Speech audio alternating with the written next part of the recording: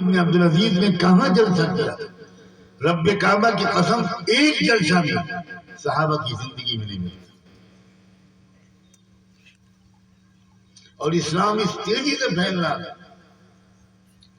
کہ لاکھوں لوگ روزانہ اسلام لا رہے تھے.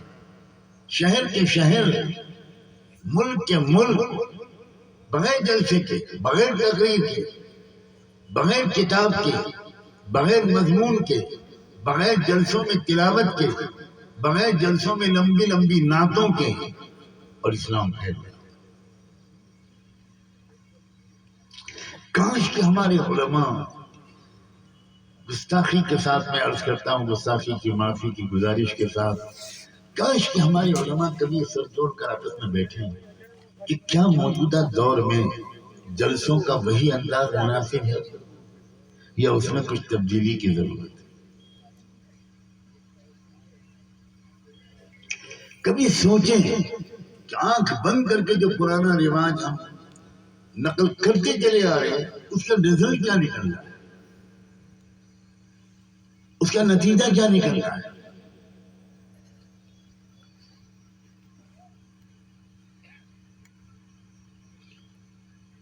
میں پھر کہتا ہوں، امام ابو حنیفہ کے زمانے میں ایک تقریر نہیں ہوئی اسلام کے بارے میں. امام مالک اور امام شافعی اور امام احمد کے زمانے میں ایک تقریر نہیں ہوئی اسلام کے بارے میں. کوئی جلسہ نہیں ہوتا، کبھی نہیں بلایا گیا لوگ آؤ. ہوتا کیا تھا؟ دنیا کے ہزاروں لوگ مدینے آتے تھے،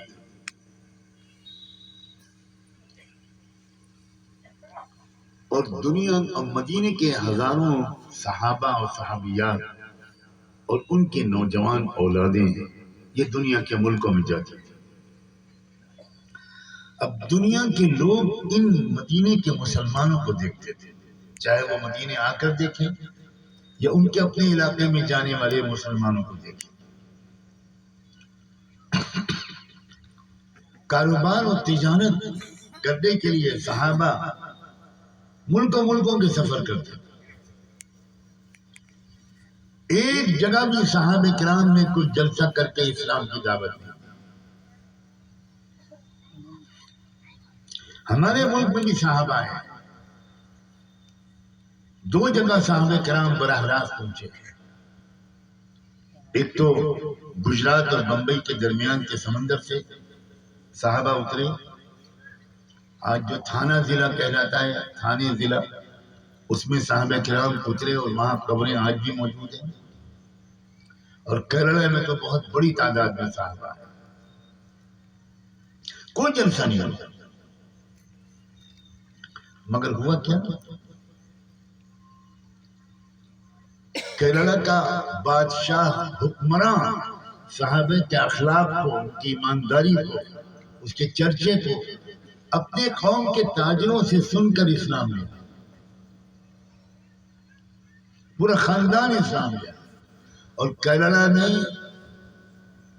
اس وقت مسجد بنی پہلی بھارت کی جس وقت رسول اللہ صلی اللہ علیہ وآلہ وسلم مدینہ میں تشریف رکھتے تھے. انہی کے زمانے میں سن 2 ہجری میں، یعنی غزوہ بدر کے آس پاس، ہمارے دیش میں پہلی مسجد کیرلا میں بنی.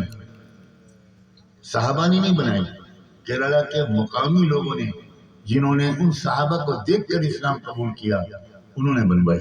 آج بھی وہ مسجد موجود ہے، اور ابھی حال میں اس کو ذرا مسجد کو ذرا بڑا بنا دیا گیا ہے. بہت خوبصورت مسجد ہے، اور وہ اللہ کے رسول کی زندگی میں بنی تھی.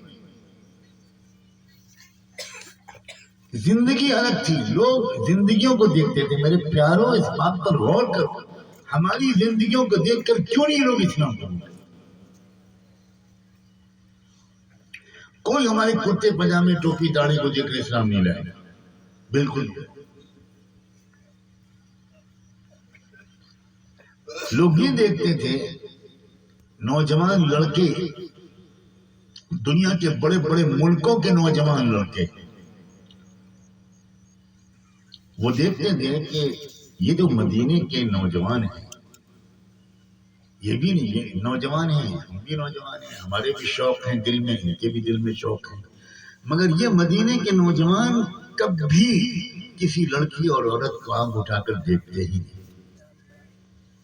ان نوجوانوں کے دل میں خیال پیدا ہوتا تھا کہ کیا معاملہ ہے، آخر یہ نوجوان ہیں، ان کے دل میں بھی تو شوق ہوں گے، یہ کیوں ان کے اندر یہ کنٹرول ہے اپنی آنکھوں پر، اپنی نگاہوں پر ایسا قابو کیسے یہ ان کو حاصل ہے؟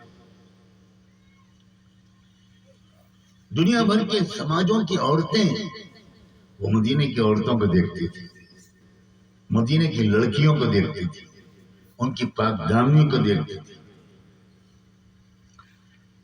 وہ لوگ یہ دیکھتے تھے باہر کے آنے والے کروڑ پتی ارب پتی لوگ کہ ان کے ہاں کوئی اونچ نیچ ہے ہی نہیں، اپنے غلام کے ساتھ بادشاہ بیٹھ کے کھانا کھا رہا ہے، غلام کا چھوڑا ہوا پانی پی رہا ہے، وہ تو رونے لگتے تھے، چیخ مار کے رونے لگتے تھے کہ یہ کیا، ہم تو قریب نہیں جا سکتے اپنے علاقے کے بڑوں کے پاس، چھو نہیں سکتے، اور یہ تو معانقہ کر رہے ہیں، گلے مل رہے ہیں، لگتا ہی نہیں کہ یہ اونچے خاندان کا اور یہ نیچی ذات کا، کوئی ہے ہی نہیں مسئلہ، یہ مسئلہ ہی ذہنوں سے نکل گیا۔